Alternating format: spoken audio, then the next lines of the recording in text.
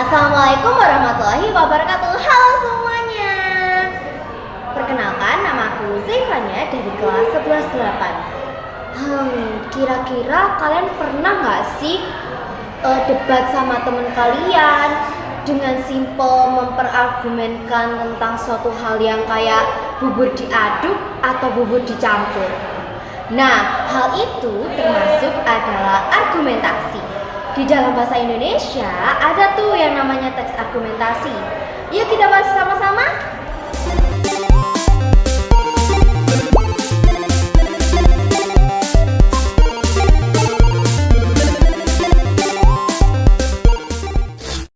Nah guys, kalian tahu nggak sih kalau di buku bahasa Indonesia kelas 11 ini ada membahas tentang teks argumentasi?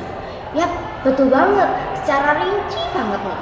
Nah, mari kita bahas tentang resume dari bab teks argumentasi di buku bahasa Indonesia kelas 11. Yuk kita simak masing-masing, semoga kalian paham ya.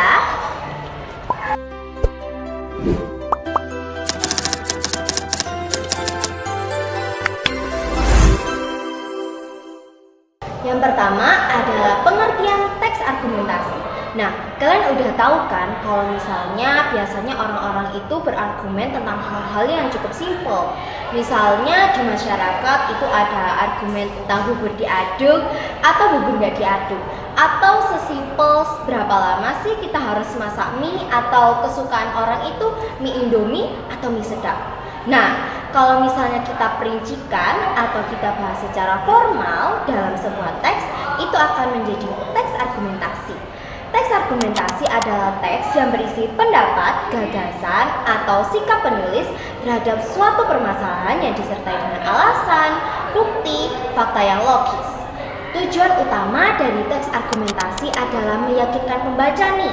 Jadi kalian wajib yakin dengan apa sih yang dibahas oleh penulis ini. Nah, itu adalah fungsi utama dari teks argumentasi. Jadi kalau misal teks argumentasi itu tidak meyakinkan, belum tentu itu termasuk teks argumentasi. Nah, teks argumentasi itu juga meyakinkan pembaca agar menerima atau menyetujui pendapat penulis. Teks argumentasi tidak hanya menyampaikan pendapat penulis, tapi juga didukung dengan alasan atau fakta yang kuat agar pembaca yakin terhadap teks tersebut. Nah, ciri-ciri teks argumentasi dan esensinya akan aku bahas selanjutnya.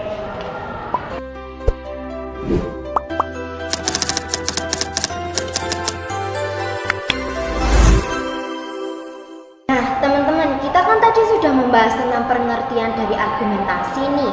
Tapi apa sih kata argumen itu? Nah, dalam KBBI, argumen bermakna sanggahan yang digunakan untuk menolak atau mengkritik suatu pendapat, pendirian, gagasan, dan ide dari orang lain dengan alasan yang masuk akal atau rasional. Sebuah argumen itu juga harus dilandasi dengan fakta yang mendasar agar dapat meyakinkan orang tersebut dan juga dapat memberikan suatu kepercayaan kepada pembaca. Tujuannya adalah untuk meyakinkan pembaca terhadap pendapat penulis, mempengaruhi pola pikir dan sikap pembaca, menyampaikan gagasan secara rasional dan objektif, dan menumbuhkan pemahaman terhadap suatu isu atau masalah.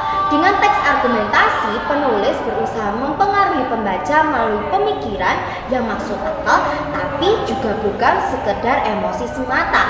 Atau argumentasi itu berarti kita dapat membuktikan suatu hal yang kita percayai dengan argumen atau fakta yang pasti. Tapi sebelum itu, apa sih kalimat fakta dan kalimat pendapat?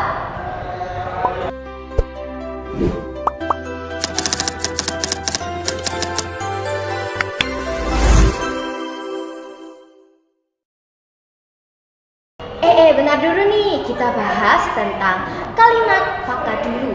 Kalimat fakta adalah kalimat yang kebenarannya sudah diuji dengan benar dan terdapat data atau fakta seperti dari segi kuantitatif atau kualitatif. Kuantitatif itu dalam segi angka, jadi menunjukkan data-data yang spesifik. Sedangkan kualitatif adalah dari segi tulisan atau penelitian. Nah, kemudian latar belakang kejadian bisa dipertanggungjawabkan nih. Jadi ada fakta pastinya yang berada dari lapangan dan sudah dipastikan kebenarannya. Kemudian dikumpulkan dari narasumber utama dan jujur, lengkap dengan foto atau objektivitas, serta semua pertanyaan tentang waktu, orang, tempat peristiwa bisa terjawab dengan cepat dan jelas. Sedangkan apa sih itu kalimat opini? Kalimat opini adalah kalimat yang kebenarannya belum bisa dipastikan, berasal dari kita sendiri atau berasal dari hal-hal yang tersebar di masyarakat dan sudah menjadi hal umum namun belum dipastikan kebenarannya. Kemudian tanpa adanya narasumber, jadi misalnya itu dari mulut ke mulut nih, itu dapat diartikan sebagai ciri-ciri kalimat opini. Setelah itu berisi tentang pernyataan sebuah peristiwa, tapi bukan peristiwa itu sendiri. Gimana sih maksudnya? Jadi maksudnya adalah pernyataan dari sebuah peristiwa itu tanpa menjelaskan kejadian peristiwa itu sendiri. Jadi bukan fakta dari penjelasan peristiwa itu sendiri nih.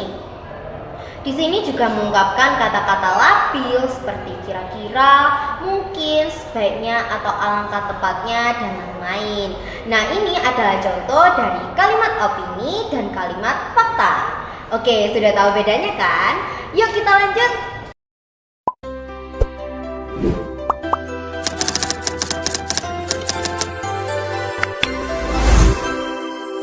Nah, kalian kan udah tahu nih kalimat yang terkandung dalam teks argumentasi. Ada kalimat opini dan juga kalimat fakta. Nah, ayo kita lanjut ke ciri-ciri teks argumentasi.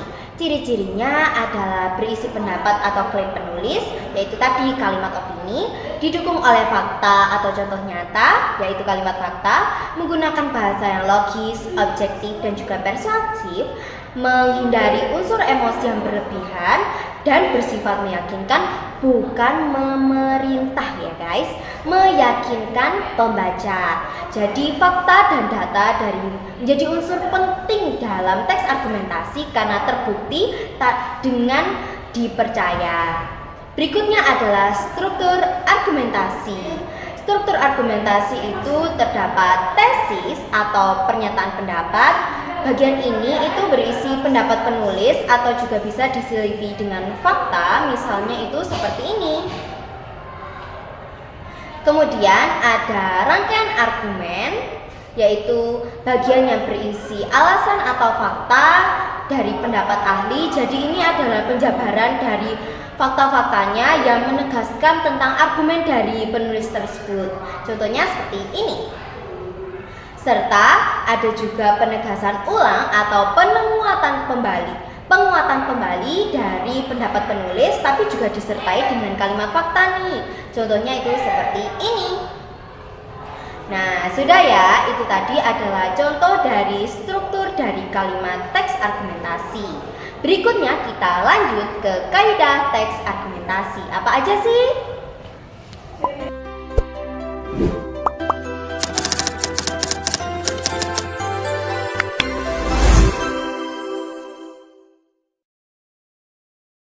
Nah, kaidah dari teks argumentasi atau kaidah kebahasaannya adalah pertama, menggunakan kata kerja mental seperti contohnya berpendapat, meyakinkan, atau menilai.